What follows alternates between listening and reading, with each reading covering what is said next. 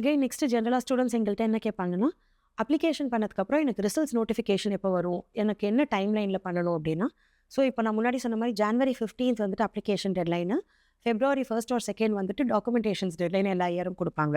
So இதோட result பப்ளிகேஷனுங்கிறதும் எல்லா யூனிவர்சிட்டிஸும் ஒரே நாள் தான் அப்டேட் பண்ணுவாங்க.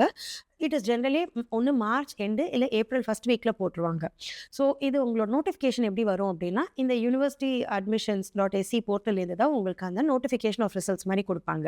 ஸோ அதில் இப்போ உங்களோட சாய்ஸ் எந்த யூனிவர்சிட்டி உங்களுக்கு அட்மிட் வந்திருக்கோ அதுக்கான அட்மிட் நோட்டிஃபிகேஷனும் இருக்கும், பாக்கியோட அந்த கேன்சல்டு நோட்டீஸும் இருக்கும்.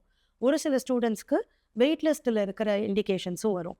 ஸோ அந்த வெயிட் லிஸ்ட்னால் எந்த நம்பர் வரைக்கும் உங்களால் நீங்கள் அவங்களோட அட்மிஷன் கன்ஃபார்ம் ஆகிறதுக்கு சான்சஸ் இருக்குது, எந்த நம்பர் தாண்டி வந்துச்சுன்னா அதுக்கான ஸ்கோப் இல்லைங்கிறதையும் அந்த மந்த் போது தான் it would be very practical to be understood.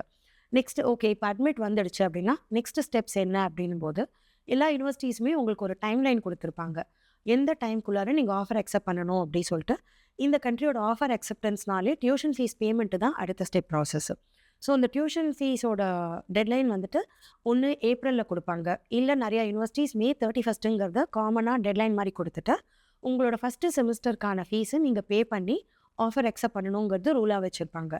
So நீங்கள் இப்போ யூனிவர்சிட்டிஸ்க்கு அப்ளை பண்ணி ஜான்வரிக்கு அப்புறமா February March டைம்லைனில் என்னென்னா நீங்கள் பேங்க் லோன் ப்ராசஸ் பண்ணுறது அதெல்லாம் நீங்கள் சைமல்டேனியஸாக பண்ணிட்டு இருந்தீங்கன்னா, ஏப்ரலில் உங்களோட ரிசல்ட் நோட்டிஃபிகேஷன் வந்த கையோட உங்களோட லோன் ப்ராசஸை கம்ப்ளீட் பண்ணிவிட்டு மேலே நீங்கள் டியூஷன் ஃபீஸை பே பண்ணிவிட்டு உங்களோட ஆஃபரை அக்செப்ட் பண்ணிக்கலாம்.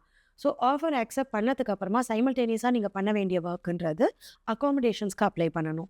ஏன்னா யூரோப்லேயே இந்த அக்காமடேஷன்ஸுன்றது தான் ரொம்ப ஸ்கேர்சிட்டியில் ஆகக்கூடிய விஷயம். ஏன்னா ஓவர்வெல்மிங் நம்பர் ஆஃப் ஸ்டூடெண்ட்ஸ் பொறுத்தனால இந்த ஹவுசிங்க்கான காம்படிஷன்ஸ்லாம் நிறையா இருக்கும். ஸோ நீங்கள் அட்மிட் வாங்கி டியூஷன் ஃபீஸ் பே பண்ணுற டைம்க்கே சைமல்டேனியஸாக அக்காமடேஷன்ஸ்க்கு புக் பண்ணிகிட்ருப்பீங்க. அண்ட் டியூஷன் ஃபீஸ் பே பண்ணிட்டீங்கன்னா அடுத்த ஸ்டெப் என்னென்னா நீங்கள் ரெசிடென்ஸ் பெர்மிட்க்கு அப்ளை பண்ணுறது அண்ட் விஎஃப்எஸ்க்கு உங்களோட பயோமெட்ரிக்ஸை சப்மிட் பண்ணுறது தான் next step process.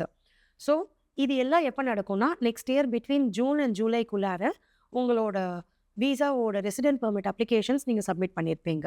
So July எண்டுக்குள்ளார இல்லை மேக்ஸிமம் ஆகஸ்ட்குள்ளார உங்களோட வீசாவோட ஸ்டாம்பிங் ஆகி வந்துருச்சுன்னா ஃபைனலாக you'll be travelling to Sweden by around August of next year.